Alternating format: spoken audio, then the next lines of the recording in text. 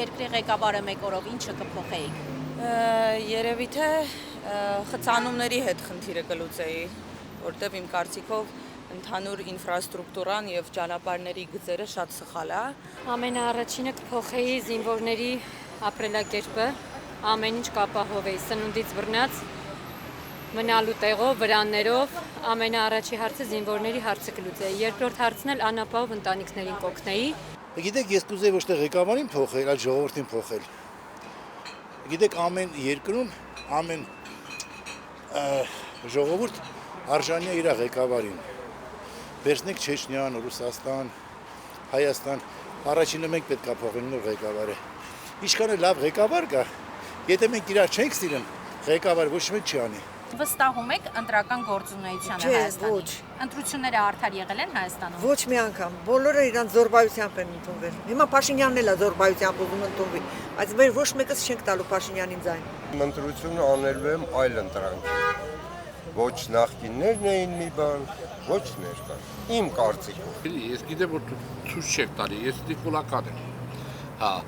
երևի ձեր տուրը չի կա։ Տալու մեզ համար։ Հաստատ որտեղ Այո, մենք ազնիվ ենք։ Հայաստանում գլխավոր խնդիրը այս պահին գիտեք ինչից է կախված, որ հավատանք մենք մեր կառավարությանը, տեսեք, էլի մարդը աշխատում է, էլի, դա մեր գյուղում, որ ես բնիկ այդ ռայոնից եմ, ու ցանկացած գյուղ մտեք։ Դուք այդ գյուղերը չեք ճանաչի։ Այդ գյուղերը կյանքում ճանապարհներ չէին սարքել, լուսավորություն չկար։ Դպրոցի մասին է խոսքը։ Դպրոցը ես ինքս եմ հիշում, մեր դպրոցը, մեր գյուղի դպրոցները, երեխեքը ամեն մի երեխա օրական պետք է հետը փայտ տաներ, որ դպրոցը վառեին։ Ոչ մեկին չեմ ընտրելու, որովհետև ես այնտեղ արժանի մարդ չեմ տեսնում։ Դա ուղղակի աթոռակռիվ է։ Ուզում եմ հավատալ շատ։ Եվ կարծում եմ, որ տենց կլինի։ Ունեք նախընտրած քաղաքական ուժ։ Դեռ ոչ։ Դեռ չեք նախընտրել։ Չէ, որտեղ նոր մարդիկ են ծերում ինչ որ մեջտեղ։